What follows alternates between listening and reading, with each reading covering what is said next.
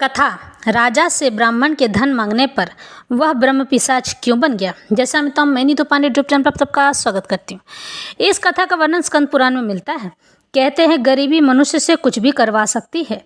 पेट की भूख तो ऐसी होती है मानो जब व्यक्ति भूखा होता है तो वह कुछ भी कर सकता है। वेश्यावृत्ति तक भी लोग पहुंच जाते हैं। न जाने आजकल लोगों को क्या हो गया है, धर्म और शास्त्रों की बातें समझते ही नहीं है और जो लोग सुन लेते हैं उसमें नमक मिर्च का मसाला लगाकर अपना ही पंडिताइज करने लगते हैं। कहते हैं आजकल का ब्राह्मण ठगी करके पूजा पाठ कराकर दक्षिणा बटोर लेते हैं। वाह भाई, गुपचुप ठेले में पैसा बर्बाद करते तो अच्छा लगता है और पंडित को दक्षिणा देने में हिचक महसूस होती है। तो सुनो, पंडित को धन अन्न और वस्त्र का दान देने पर आपको 100 गुना होकर प्राप्त होता है। असल दान पंडितों का अधिकार है पर नमक पंडितों को नहीं देना चाहिए। एक उच्च कुल का ब्राह्मण नारायण के समान होता है और हमारे नारायण दीनानाथ नमक का भोग नहीं करते हैं। श्री राम या श्री कृष्ण नहीं भाई, प्रत्यक्ष ब्रह्मांड के मालिक भगवान विष्णु के बारे में कहा जा रहा है और ब्राह्मण की तुलना उनसे मिलाकर की जाती है। कहते हैं ब्राह्मण का अपमान मतलब नारायण का अपमान होता है। और अब गुपचुप की बारी। गुपचुप के पानी में इमली की खटाई होती है जो बृहस्पति ग्रह खराब, जोड़ों में दर्द और कई बीमारी पनपते हैं।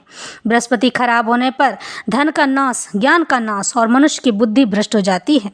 ब्राह्मण का अधिकार उन्हें मिलना चाहिए, लेकिन ब्राह्मणों का कर्तव्य है कि वह कोई भी चीज़ मांग कर न ले। लेकिन क्या करें, बेचारे मांगने पर मजबूर होना पड़ता है। अगर मांगेंगे नहीं तो परिवार का भरण पोषण कैसे करेंगे। लेकिन क्या आप जानते हैं, ब्राह्मणों को जो आप दान देते हैं वही दान का अन्न, वस्त्र और भोजन आपको स्वर्ग में भी प्राप्त होता है। अलग से स्वर्ग में आपको कुछ नहीं मिलता है। इसकी चर्चा हम अगले वीडियो में करेंगे। तो आज की कथा आरंभ करते हैं। मार्कंडेय ऋषि कहते हैं कि हे सालग्राम में हरिकेश नाम से विख्यात एक श्रेष्ठ ब्राह्मण हुआ करते थे। वे शील और उच्छावृत्ति से जीवन निर्वाह करते थे। शील और उच्छावृत्ति का मतलब है उच्च मतलब कणस, आदानम, कनिषाधर्जनम, शीलम। इस कोश वाक्य के अनुसार बाजार या खलिहान का अन्न उठ जाने पर वहाँ बिखरे हुए एक एक दाने को चुनना उच्च कहलाता है और खेत कट जाने पर वहाँ गिरी हुई धान या गेहूं की मंजरी बिनना शील कहलाता है। इस तरह से उच्छावृत्ति से निर्वाह किया करते थे। बड़े ही धर्मात्मा और सत्यपरायण थे। उनकी धर्मपत्नी ब्राह्मणी भी उत्तम व्रत का पालन करने वाली यशस्विनी, पतिव्रता, परम सौभाग्यवती और पति सेवा में संलग्न रहने वाली थी। वह स्त्री समय पर रजस्वला हुई और ब्राह्मण ने ऋतु काल में उसके साथ सहवास किया। ब्राह्मणी के गर्भ से 100 पुत्र उत्पन्न हुए। वे सभी कपिलापुर में रहते थे। ब्राह्मण देवता शीलोच्छ वृत्ति के प्रयोग से, यानी कि वही जो गिरे हुए दाने हैं उनको चुनकर लेकर घर आते थे और एक प्रस्थ अन्न प्रतिदिन उपार्जन करते थे। उसे बटोर कर लाकर जो उससे होता तो उससे खाते थे। इससे उनके बच्चे भूख से दुर्बल होकर बड़े करुण स्वर में रोते रहते थे। बालकों को भूखा देख माता शोक और पीड़ा से व्याकुल रहती थी। उसे बड़ा दुख होता था। एक दिन वह अत्यंत दुख से कातर हो पति से बोली, हे आर्यपुत्र, बूढ़े माता पिता, साध्वी पत्नी और छोटी अवस्था वाले बालक, इन सब का प्रयत्न पूर्वक भरण पोषण करना चाहिए। यही सनातन धर्म है। यूँ तो सभी पोष्य वर्ग का भरण पोषण आवश्यक है, परंतु पुत्रों के लालन पोषण पर तो विशेष ध्यान देना चाहिए।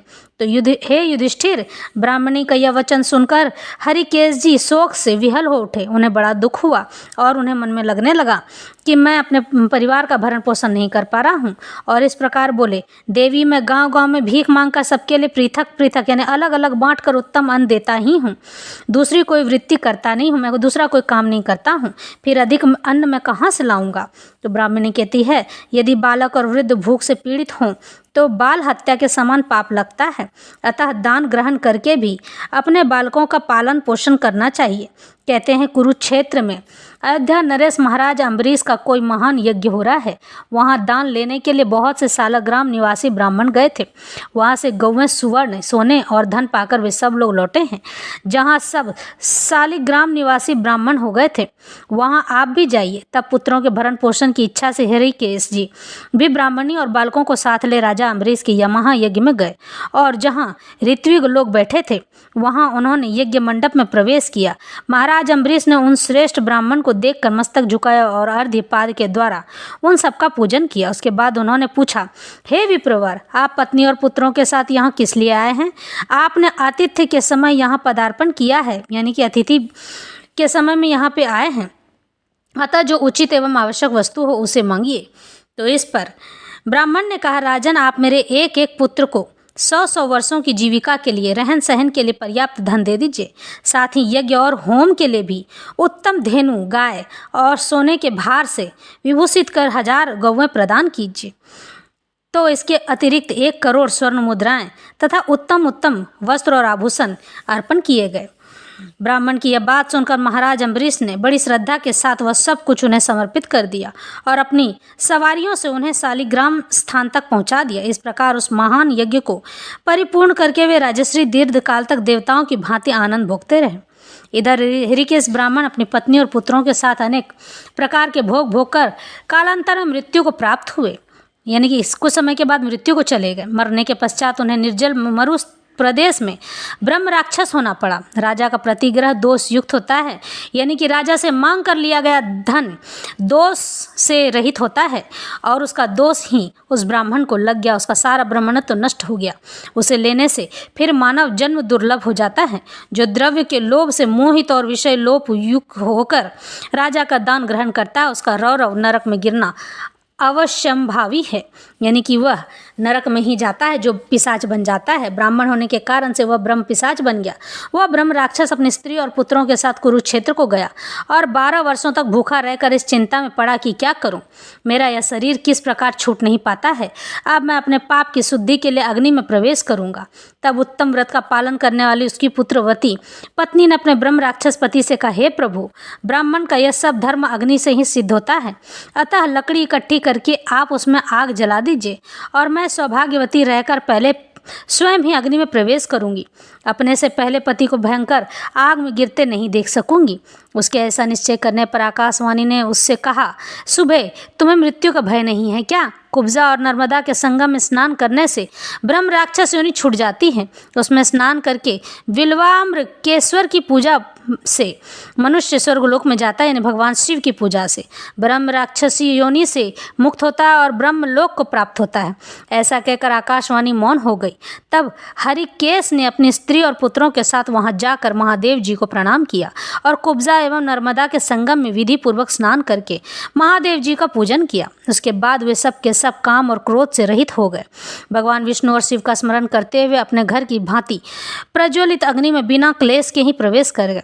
फिर तो उन्हें तक्षण दिव्य देह की प्राप्ति हो गई तुरंत ही, और वे ब्रह्म तेजोमय शरीर धारण करके दिव्य विमान पर, भगवान के विमान पर बैठकर ब्रह्मलोक को चले गए।